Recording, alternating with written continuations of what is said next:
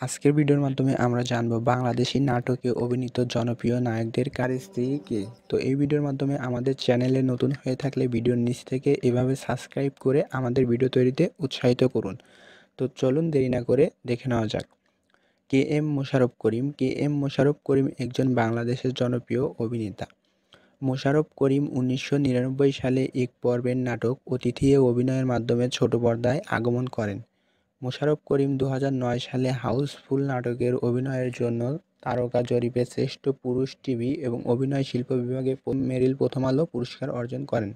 মোশাররফ করিম 1971 সালে 22শে আগস্ট বাংলাদেশের ঢাকা জেলাতে জন্মগ্রহণ করেন। তার পৈতৃক বাড়ি বরিশালের গৌরনদী থানার পিঙ্গালকাঠি গ্রামে।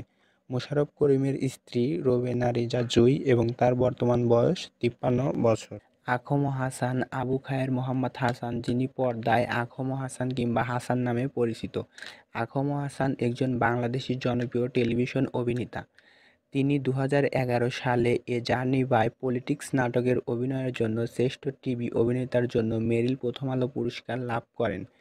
আখম হাসান 1974 সালে নারায়ণগঞ্জ জেলায় জন্মগ্রহণ করেন। তার বর্তমান বয়স 50 বছর। চঞ্চল চৌধুরী। চঞ্চল চৌধুরী একজন বাংলাদেশি অভিনেতা, মডেল, শিক্ষক ও গায়ক।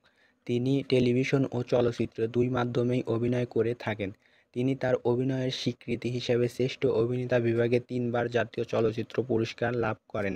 চঞ্চল চৌধুরী 1996 সালে মামুনুর রশিদের আরণ্যক নাট্যদলের সাথে কাজ করার মধ্য দিয়ে অভিনয় জগতে আসেন। চঞ্চল চৌধুরী বাংলাদেশের পাবনা জেলার সুজানগর উপজেলায় নাজিরগঞ্জ ইউনিয়নের কামারহাট গ্রামে জন্মগ্রহণ করেন। চঞ্চল চৌধুরীর স্ত্রী শান্তা চৌধুরী। তার বর্তমান বয়স 50 বছর। জিয়াউল ফারুক। অপূর্ব। অভিনয় জগতে অপূর্ব নামেই পরিচিত।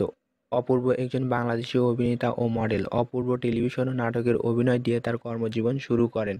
2017 সালে অভিনীত বড় ছেলে নাটকটি প্রশংসিত হয় এবং তিনি তারকা জরিপে শ্রেষ্ঠ টিভি অভিনেতা বিভাগে মেরিল প্রথম আলো পুরস্কার অর্জন করেন। অপূর্ব 27 জুন 1983 সালে শরীয়তপুর জেলায় জন্মগ্রহণ করেন। তার মা ফিরোজা আহমেদ রাজশাহী বেতারে একজন শিল্পী ছিলেন। অপূর্ব 2010 সালে 18 আগস্ট ভালোবেসে বিয়ে করেন মডেল অভিনেত্রী সাদিয়া জাহান প্রভাকে। অপূর্ব প্রভার প্রাক্তন প্রেমিক রাজীবের সাথে সম্পর্কের কথা জানতে পেরে 2011 সালে 21শে ফেব্রুয়ারি প্রভার সাথে বিবাহ বিচ্ছেদ করেন।